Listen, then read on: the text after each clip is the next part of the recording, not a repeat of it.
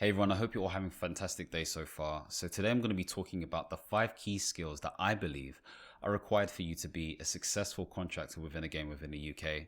Now I've learned this over the past 2 years, and it's really important to know this stuff because it could save you a ton of time. And if you don't know about it, then it may mean that you're not as efficient. So hopefully this gives you some value. And of course, we can get into it and talk about it in a bit more detail. So let's do that right now. So essentially, something to remember is that I will always do skills over talent any day. And skills are important because they can be engineered, they can be developed, they can be learnt. And so it's important to develop some of this stuff because it means that you are portraying your certain level of, I guess, professionalism and competence and all those different things there. Okay. So skills express competence. Skills express quality. Skills are the way that you show that you are a professional within this space. And so when talking about skills, these are things that you can sort of flex in terms of muscle building. So think about, really revealing a certain level of proficiency. Okay. Because if you have poor skills, no one's going to rate you. So this is why this is an important topic. Now, I'm going to be covering 5 different key things. Again, I've kind of like hit them because of course I want to keep you guys here, and of course there will be a bonus at the end that I believe is one of the most fundamental skills, not trumping the others, but one of the most fundamental in order for you to really thrive within this space. So again, let's keep it moving. So again, look, I have to assume this before we get into this, and I've spoken about this in previous videos, you can check some of them out, but we have to assume that you have some sort of generalist and specialist role. And to give you a quick lowdown on what that is, a generous role based on, your previous experience or expertise or whatever it may be, and a specialist role that is unique in times of plenty and opportunity within this market. Okay. So again, having a specialist role helps you stand out. So now we've got that out of the way, we can get into the meat of it all. So the first skill that I think you need to have is emotional intelligence, EQ. Okay. Or emotional regulation. It depends how you look at it. Emotional intelligence is really how you respond and react in relation to information presented to you. And emotional regulation is managing that. So they're all related. Really, it comes down to the ability for you to communicate in all different aspects of various different situations that may pop up. So what do I mean by this? So let's make this a bit bigger for you guys, for those of you who are watching this. Now, the ability for you to communicate well is key to contracting. It's fundamentally key. I mean, if you don't communicate well, you don't come across as a professional. And I'm not talking about elocution lessons or any of that rubbish. I'm talking about being able to understand others and to feed back information, all this kind of stuff there. So like I stated before, in previous videos, good information or good communication, shall I say, requires you to do, number one, deep and active listening. What do I mean by this? Deep listening is where you feel like you are one with that person, okay? And you're really getting into the weeds of it. And depending on the type of thing that you're doing, it may require deep listening. This may be things like coaching or counseling or therapy or other forms of relationship management, so to speak, maybe even change management to a degree. So you can understand maybe even sometimes the challenges and support that is required for these individuals who need help within this space. Active listening is similar, but it's not as deep. You're doing enough to keep the conversation going. And yeah, you do hold interest, but it's not deep to the point where you're transforming their lives, so to speak. So active listening is a prerequisite. Deep listening is an addition if required. Then we move into the space of effective and empowering questions. So what that really means is an effective question is one that is aligned to the aims and goals of that person or the project that you're trying to achieve. Okay, because it's effective. You're trying to really get to the root cause and truth of knowing how to be productive, efficient, improved in your approach. And especially if you're asking those questions, it's effective if it makes an impact or changes the perspective for the better. If it's empowering, what you're doing is hopefully enabling an individual or motivating them to take action. So you have to learn these skills. This is not just for the coach, okay? And for those of you who need coaching, feel free to holler, okay? But it's for the person who is a leader. As a contractor, you are a leader because they're looking to you to help them fix their problems. The other thing is feedback. So the way you understand how to be better is to ask questions, okay? Is to really assess, and ask people you've worked with, how well have I done this? Is there anything you could say that could improve my professionalism? Is you providing feedback back to them so they know what they need to do?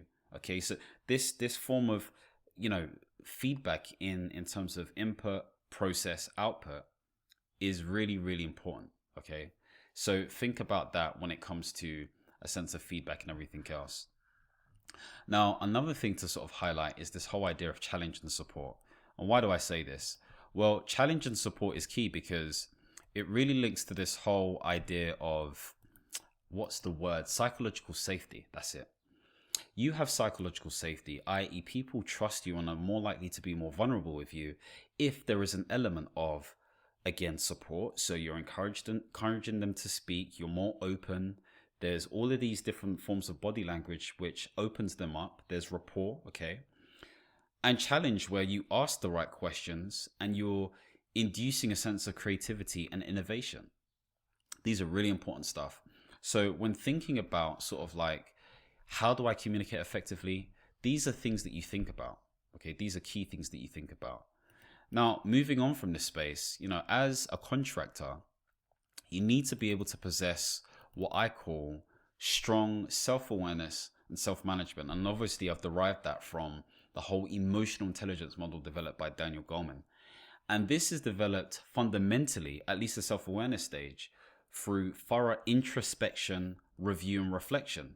So again, this is something that, my contractor friend who originally got me into this space basically spoke about, where she would write down her thoughts and ideas at the end of the week or whatever it may be to reflect upon how she's delivering on a project. You should do this anyway in your life, and I talk about this in my life management or life navigation system. So you can check that out below if you want to find out more information around that.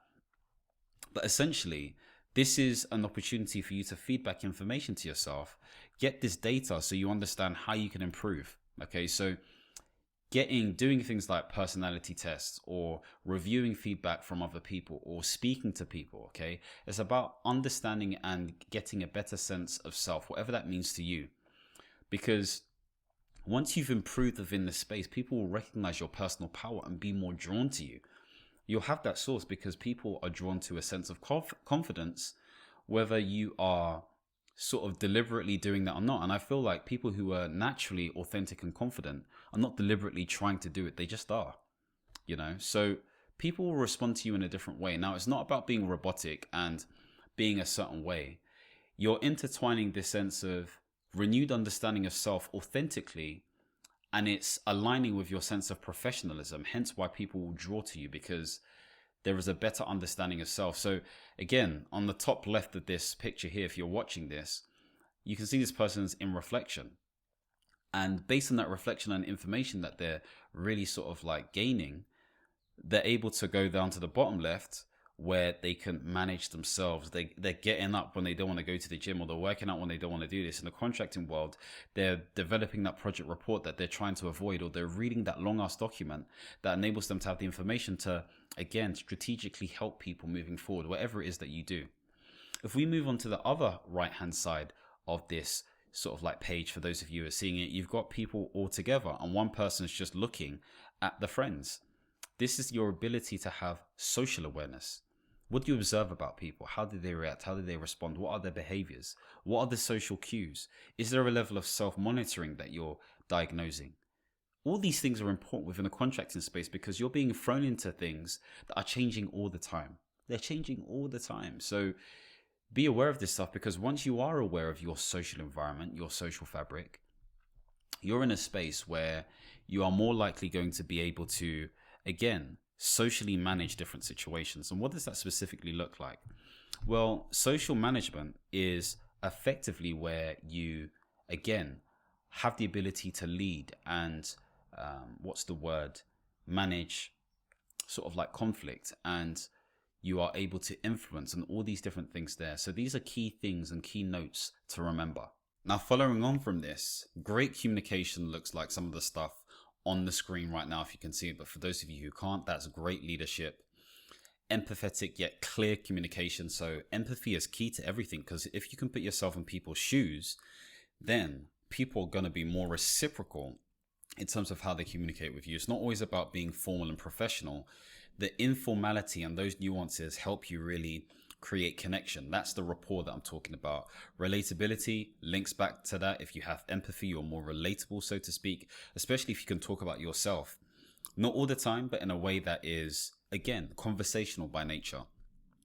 There's expressing amiable non-verbal cues. So smiling, okay, not creepily, okay, like, all the time, but smiling in an endearing way, or just sitting back and allowing someone to sort of like say what they need to say, or leaning in to show that you're interested, or just making sure that you're not looking around all the time, because that may be distracting. So all of these little things are really important.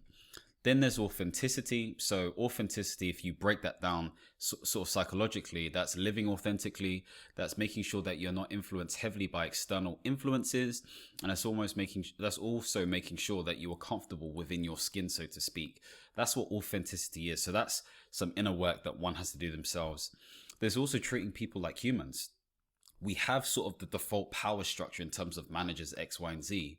But if you talk to people from a collaborative standpoint, if you talk to people with respect, I think it was Leo Tolstoy who once said, respect should be in the empty place where love should be. That should be the default, basically. Then again, people are going to respect you more.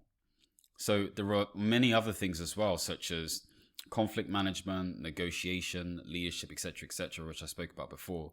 These all form the emotional intelligence, emotional regulation sort of model that is really important for you to develop and, use whenever you're going into this whole contracting space. Now, again, the way you increase EQ is through a number of different ways. And I would say it's important to delve deep into the whole space and land of psychology, especially if you're going to be an independent consultant, someone who's mainly outside of IR35. You have to understand how people respond, behave, speak, act, what are the patterns, the trends, etc. So this helps you deepen your sense of self-awareness. And of course, this is coupled through reading, coaching, mentoring, and therapy, exercise, journaling, gratitude exercises, personality tests and surveys, and all that kind of stuff there, gaining feedback from other people and reviewing yourself. All of this stuff helps to really improve your emotional intelligence and your emotional regulation as well. So hopefully that's giving you a really good in-depth understanding. Let's move on to the second skill. So the second skill is financial management. This is a big one because at the end of the day, it's obvious that many people are not good at financial management, okay? And all it does is that it gives you the confidence to have the stability you need just in case anything was to happen, okay? Like life can throw you lemons, but if you can't create lemonade, then you're in trouble, okay? You're gonna be thirsty, okay? That's if you like lemonade, obviously. So, it's important for you to not feel the burn of the sour lemons and find ways to make lemonade in the right way. Now, in order to minimize any sort of like issues with finances, you need to be able to manage your habits and your behaviors and set up a cadence where you review things and put in structures that support you. I've said this many times before and I'll say it again. When it comes down to sort of how much money you can make as a contractor, and this is in reference to a role that is similar to something that you've done before in the past, you can make anywhere between 1.25 to 2.5 times worth that amount on average pro rata. Okay. Now, of course, this depends on your tax system, whether you're inside or outside of IR35. But this is something to note. This is a lot of money. So sometimes we can go crazy. We can go wild. But there are certain key things that I believe that are important for you to think about. Okay, so the first thing is making sure that you get an accountant, especially if you're outside of IR35. Getting an accountant is one of the most important things that I've ever done because, again, not only do you save money and make money, but you are learning as well. Okay, you're learning about how the game works. Of course, there are monthly fees that come with having an accountant, but in comparison to the amount of money that you'll be making, it's nothing. Of course, if you're inside of IR35 under an umbrella, you're sort of charged on a weekly rate, a small amount. It's usually anywhere between 12 to 21 pounds or whatever it may be. The second thing I'd say is to ensure that you save. Saving is key, even for those billionaires out there. They started because they were savers.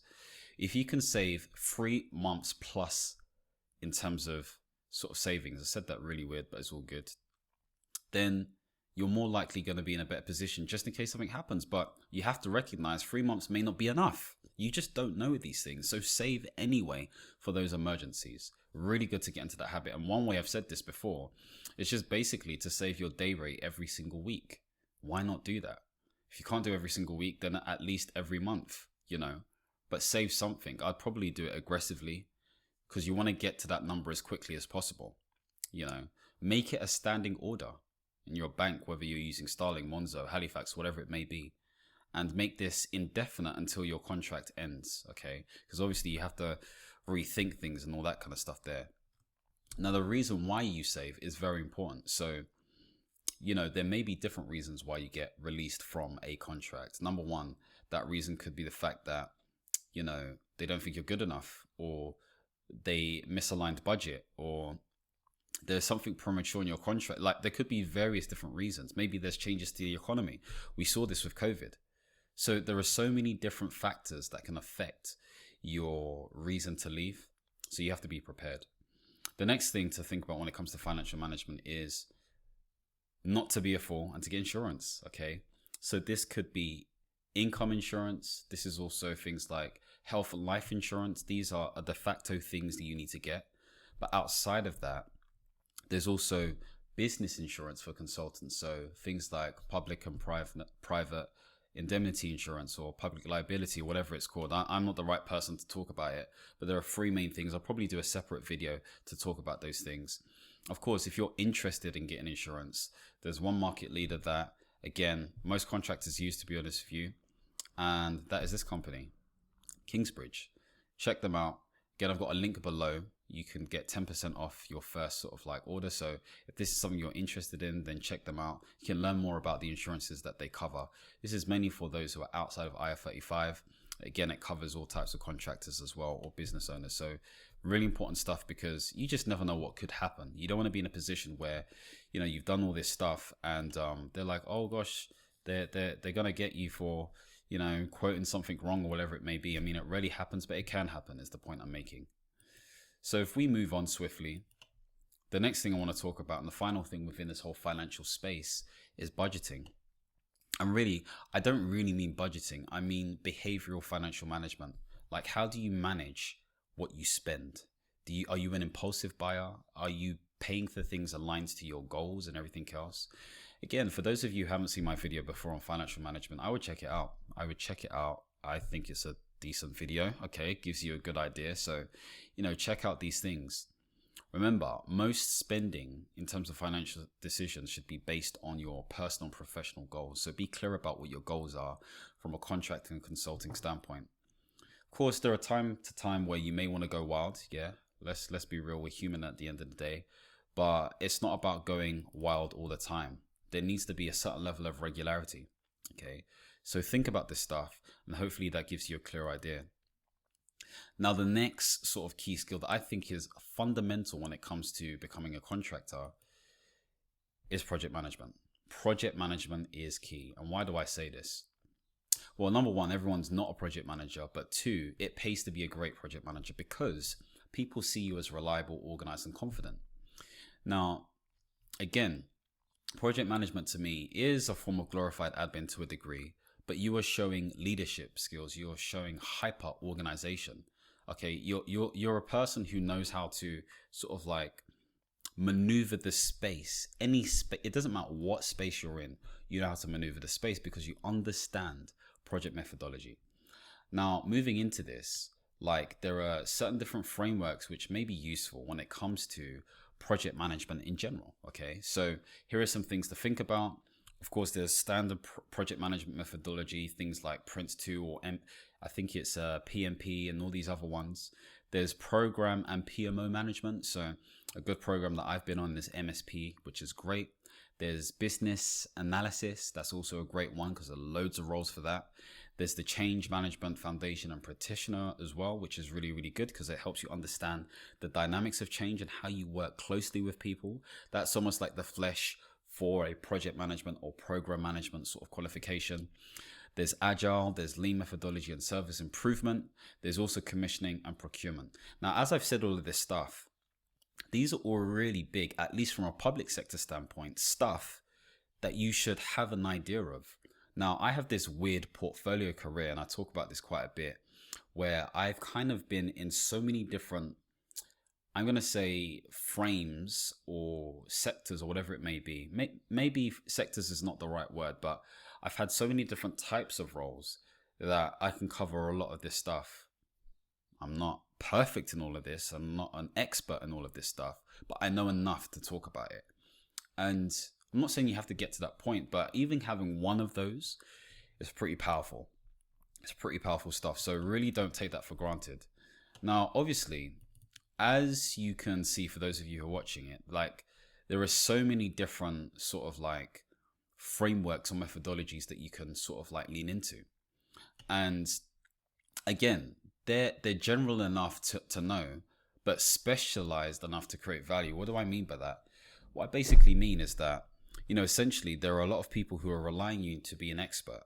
That's why they're bringing you in. So if you are really clued up with program management, as an example, they're looking to you to bring in that information. Okay. So you're coming in as a contractor to cover people or to use your brains or clean up a mess. That's usually what it is, whether that's for 3 months or for 24 months, so to speak. So it would serve to be extremely good within these spaces. It would also serve to be good at the basics. So I'm thinking about the Microsoft suite, especially when it comes to things like, SharePoint, OneDrive, Teams, and Excel, or PowerPoint as an example. So again, with these skills, you become a really big commodity. So hopefully I've made that extremely clear in terms of why it's important and the things that you need to develop. Now, I want to move on to the next skill because I think this one is underrated, but really this comes down to problem solving. Okay, can you solve a Rubik's cube, so to speak? Now, what do I mean by this? Now, essentially, I say this skill is underrated because people like to focus on hard skills, okay, or vocational qualifications, but it means nothing. If you can solve problems, you're naturally a leader. You naturally are, because you're showing some of these qualities such as inquisition, leadership, creative thinking, critical thinking, and decision making. I remember back in the day when, my manager used to call me a solution finder. And I don't know whether he was calling me a solution finder because it got me to do work, or whether because I was actually a solution finder. I mean, it worked, didn't it? So I guess you have to see yourself as a solution finder. And that's someone who is outcome based, who asks the right questions and is not afraid to ask questions. Sometimes when we come in as a contractor, we may feel like we can't ask questions, but that's the value that you provide. You come in to challenge. Support is obviously important, but you come in to challenge as well. So really bear that in mind when it comes to problem solving. Don't be afraid to do it and exercise those key things, because creative and critical thinking has come, or does come, through, again, what I said before, empowering questions and effective questions, utilizing the right level of challenge and support. Okay, and going out to discover these things. Reading is an underutilized skill that really sets you apart from many people. That's why I said in the video, your first week or your first 30 days of being a contractor, you should learn to read as much as possible, because when you don't have the opportunity, not only do you create gaps, but you don't necessarily have that value as well. So think about that as well. The final thing, I've done this prematurely, is adaptability. Adaptability is key. And what do I mean by this? Well, obviously, as a contractor, you're going from contract to contract, or you could be thrown around, or you could have all these different scenarios. And I'm going to talk about some of these different sort of like positions you may be in. And of course, it pays to be resilient. And really, because of this ever-changing environment that we're in, resilience is key, because it's not predictable. And it's dependent upon many, many, many, many different factors. Now, this means that you need to adopt, again, a certain etiquette or quality or set of traits that helps you lean into your sense of authenticity, because authenticity is where true confidence lies. And what do I mean by this? When you are more authentic, and when you are exposing your resilience, then really what you're doing is you're leaning into your sense of values. So values are the things that you deem as extremely important. When you know what's important to you based on your context and the things that you've gone through in the past, you make decisions that are aligned to you. And so I'm not saying be raw and real. What I'm saying is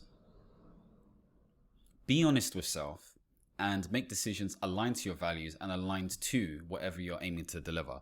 It just makes things easier when it comes to challenging times. And this is where you have to center on your locus of control. What can I specifically control? What can I influence? And what can't I change at all? You have to be, cognizant of those things. The next thing is sometimes you'll be in complex situations. Sometimes there are things where there is so much detail and there's so much information and it may feel quite overwhelming. However, how do you eat an elephant? Well, hopefully you don't eat elephants, but if you do, one bite at a time. That's essentially what it is. And this requires you to have the right level of lateral and vertical management. So lateral being this and vertical being this, okay? So you're understanding the scope, okay? Have a high level understanding, but to get that detail, yeah, it may require reading. It may, require you looking at data as an example. But the easiest way is to speak to people. Sit down, set meetings, and understand from people and really try to clarify information holistically. That's how you deal with complex situations. But when you lean into those skills I spoke about before, whether that's project management, program management, whatever it may be, you have already trained, or you can recognize these trends and patterns in this complexity to make you more effective. This is powerful stuff. I really hope you're getting what I'm trying to say, because it gives you a different narrative, okay? So yeah, think about this in a bit more detail. The final sort of space within this whole adaptability phase is this whole idea of ambiguity. Sometimes we just don't know things. Sometimes we have a lack of leadership, which is the worst, or we have a toxic culture, or there's a lack of governance or policy or structure or planning or whatever it may be. And so we don't have the right level of direction. And again, the best way you can fill the void is using that thing of locus of control. Focus on what you can control. Focus on where you can fill those spots. And that's all you can do at the end of the day. You can't do everything. You can escalate things to different people, but you can't do everything. Okay. So again, leaning into this and moving away from the whole sort of idea of, resilience, complexity, and ambiguity. There's also this idea of understanding market trends. Okay. You have to be adaptable in this space. I've come from a position where I was 4.5 months off. That was deliberate, by the way, because I felt like, the sort of environment was changing for me and it wasn't aligned to my values. And so I decided to take 4.5 months off. With that in mind, of course, I already planned that in terms of financial sort of savings and stuff, but I still had to be prepared for that mentally and have things to do and all that kind of stuff there. It wasn't the best time when it came to contracting. So knowing those different times helps. Knowing what your generalist role is and knowing what your specialist role is helps, because during sort of harder times or threatening times, as I call it, lean into your generalist role. It may allow you to get roles quicker. Again, no guarantee. When it comes to more opportunistic times, as I call it, then you can lean into your specialist role. So these are where you can be more adaptable. So understanding this stuff is key. So of course, as I promised, I was going to throw in a bonus, and this bonus is really key because if I'm honest with you, this is probably one of the main ways I have got 80 to 90% of my contracts. And I'm not saying this is the way you have to do it, but this is what has helped me. So don't feel like, oh my gosh, I can't do this X, Y, and Z. It's not true, because there are many things out there that can help you. And that final way has really been through, again, networking. And, you can't see this right now, but you should be able to see it. Networking has been the best way for me to get different contracts, and it hasn't necessarily been deliberate. I've done it a certain way. What do I mean by this? Well, I'll give you a bit of an example. So, obviously when people think about networking, they get a bit sort of like hesitant or whatever it may be.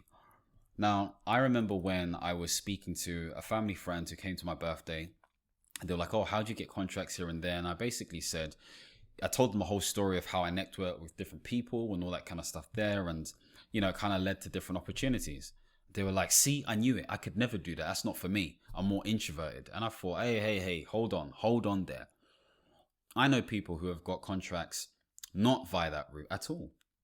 I know where it's just been through applying for things or whatever it may be. Many other people, many other people have done it that way, but that has just worked for me. Maybe that's my superpower I need to lean into. So I kind of challenged her to look at it from a different lens, but it's almost like they wanted to use that as an excuse as to why it works for me, when really it's not far out of reach, is what I'm saying. However, it can help.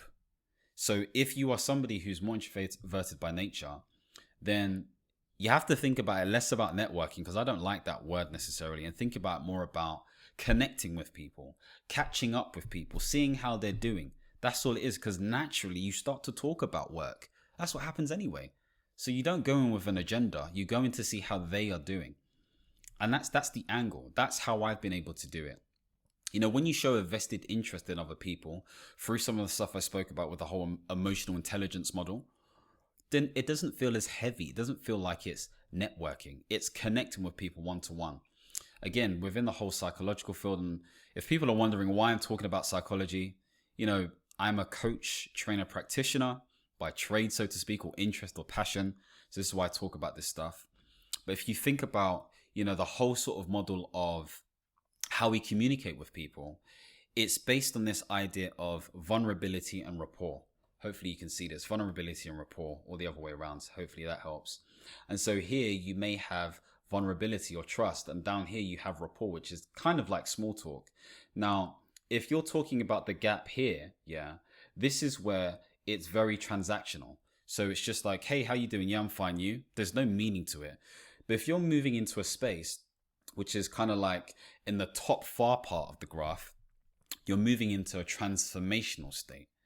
You're not just talking about information. You're not just talking about events or other people. You're talking about ideas. And I'm quoting Eleanor Roosevelt based on that.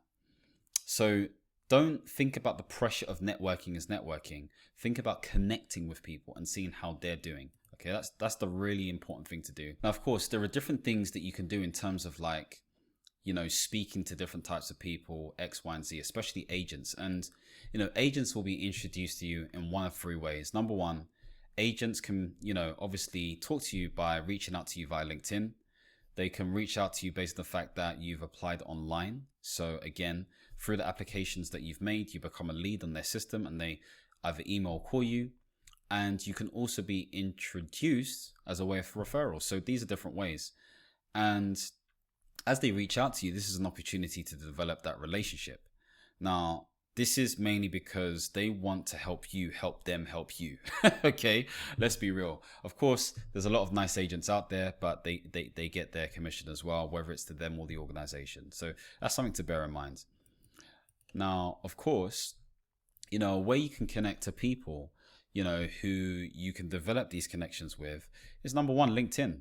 LinkedIn is a fantastic way of doing this, okay? You can add relevant people and direct message them. Also, you know, you can do the same with your current network and meet with people one-to-one, whether that's over Google Meet or Teams or Zoom or whatever it may be. I like to use Google Meet. There's also events. That's a fantastic way. So, you know, talk to people and walk up to them with a warm smile and, you know, get to know what they're about. You know, obviously be humble yet confident with your approach, and share your situation, exchange your LinkedIn connection if, you know, mobile phone feels a bit too forward, and that's it, you know. Of course, you can also, you know, catch up with contractor friends, so you can call them and meet them and really understand their success and challenges through their journey. And you can speak to previous permanent employees, okay, so those friends, and just see if there's any opportunities that are popping up. So hopefully you can see how powerful having a strong network is. Don't make it scary. Just do it. I challenge you to do it today if you can. Like, just contact at least 3 people, okay? If not one person. If you're darish, maybe 10 people.